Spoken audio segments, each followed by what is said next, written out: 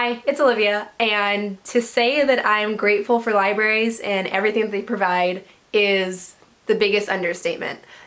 So today I'm going to be looking at exactly how much, I'm going to try my best to look at exactly how much money I have saved this year utilizing both my local library and my school library. Keep in mind too that I think for this year I would consider myself an average library goer, though I didn't go as much as I have in past years, and I've still saved the amount that I did. So let's get started. I'm going to start out by showing you what books I did buy this year for comparison and to show you how much I spent this year. Last year I think I bought maybe 1 to 2 books. I haven't been much of a book buyer lately, but this year I was a little bit more lenient. I ended up buying a total of 10 books this year. This year I bought 4 books from Barnes & Noble. Kingdom of Ash, which was $19.99. Again But Better, which was $13.29. Ninth House, which was $34.99, though that was the cost to attend the signing, and I'm not sure how much of that was for the ticket and how much was for the book. And Kindred, which I believe was $9.99. I also bought 2 books from the Book Depository, Peace and Turmoil and Don't Call Us Dead, and together that was $37.87. I bought 3 books from a bookstore called The Ripped Bodice. I was attending a signing for Red, White, and Royal Blue by Casey McQuiston. The book itself was $18.84, and while I was there, it was just the cutest place I've ever seen, and so I bought 2 other romance books, and those together were $16. I was at Goodwill last week, and I came across Eclipse and Breaking Dawn, and together these were a whopping $4. So $154.98 got me 10 books and 2 book signings. So I have to admit I didn't realize I was going to spend that much. So I'm going to tell you about all the ways that the library saved me money, but I'm going to start with the most obvious, which is on physical books. And I'm also going to be using Amazon prices to, calculate the cost. This year I checked out about 15 novels, and using Amazon prices, the total for that came out to about $212.57. Believe it or not, I checked out even more children's books than I did novels this year, and so I checked out a little over 25 children's books, which came out to a total of $310.41. And like I said, I'm talking about both my local library and my school library, and my school library really saved me this year when it came to my textbooks, because at the start of every semester, before I purchased the books, I checked to see if the library has any of the textbooks. I managed to find 3 textbooks at my library this year, which really saved me, because for only 3 textbooks, it cost a total of $659.64.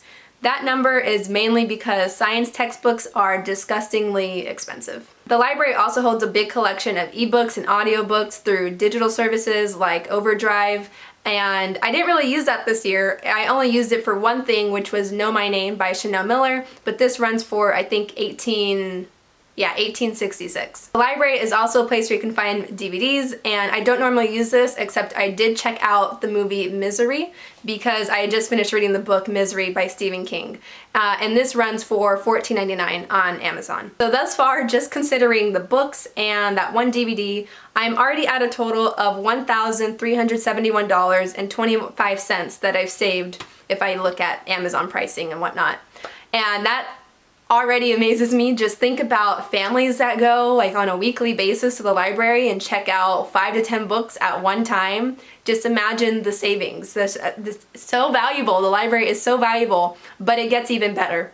I know that libraries vary with the resources that they offer, and some are smaller and some are bigger. My school's library in the past 2 years has an area that is dedicated towards equipment for kind of creators. So there you can find cameras, you can find computers that have really great software on them. They have 3D printers, they have tablets, all sorts of things that you can rent out. And that has been, let me tell you about it. If not for the library, I don't know if this journal cover would be a thing, which is like my new pride and joy. This is a journal that's on sale at Barnes & Noble right now. It is Tomi Adeyemi's journal for her Children of Blood and Bone series, and I designed the cover. I'm very happy about it. It looks beautiful.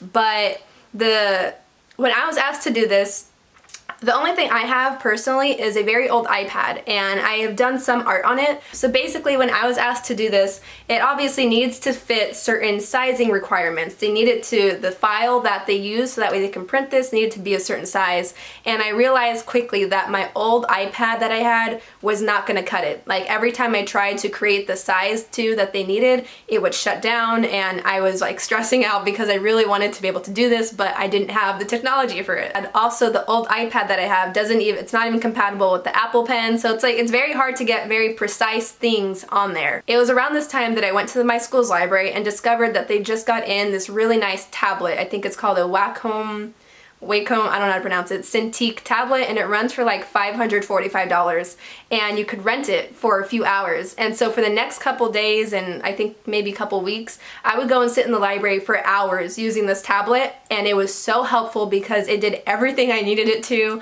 and it just made it so easy, and I couldn't afford that. In addition to that tablet, just my own technology has been failing me this year. They also have software on their computers that I've used for some of my videos because my laptop can't really take much anymore when it comes to making videos. So I have used their computers this year to use Final Cut Pro, which is a program that you can get for $299 or do payments, but I'm just going to use $299 for, you know, the means of this video. And to top everything off, the camera that I'm currently recording on is rented from the library because my cameras have been failing me for the past few weeks, and this camera is a Canon T7i, which runs for about $588. So now if we account for all the technology that I've used from the library, I have saved $2,804.36.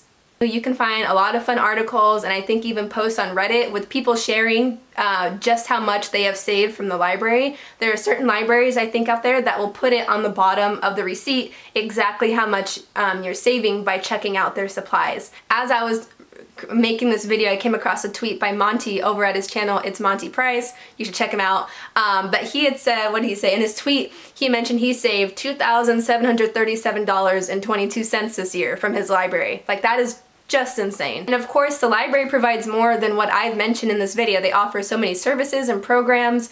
I've seen some libraries where you can check out toys, which I have a couple of child development classes that I've taken, and I've gone to check out toys before. So I didn't even count that in this video. But there's that. And of course, there's like homework, help, and tutoring, and just it's so valuable. This is like a love letter to libraries, quite honestly. So I wanted to finish this video off with just one more really fun way that the library was just yet again amazing. So if you guys remember, a few years ago in 2017, there was a total solar eclipse that was viewable from here in the United States.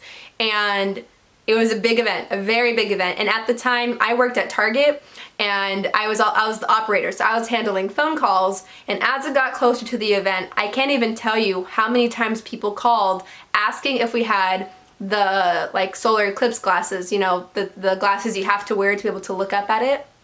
And everywhere was out. Every place in the vicinity, I don't even know if Target sold them to begin with, but everybody was calling asking for these glasses because at that point you can only really get them online for these really crazy prices. One place that did have them, though I'm sure by the time people were calling, they were probably run out. But the library was also providing solar eclipse glasses, and there's all sorts of libraries across the country that were hosting watch parties.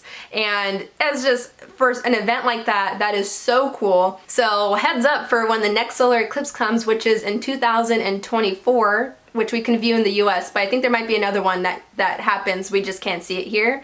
Check out your library first. They might be the place to go. So anyway, I've been talking for a while. If you have a library near you, I encourage you to check it out, and I hope you have a great day. Bye.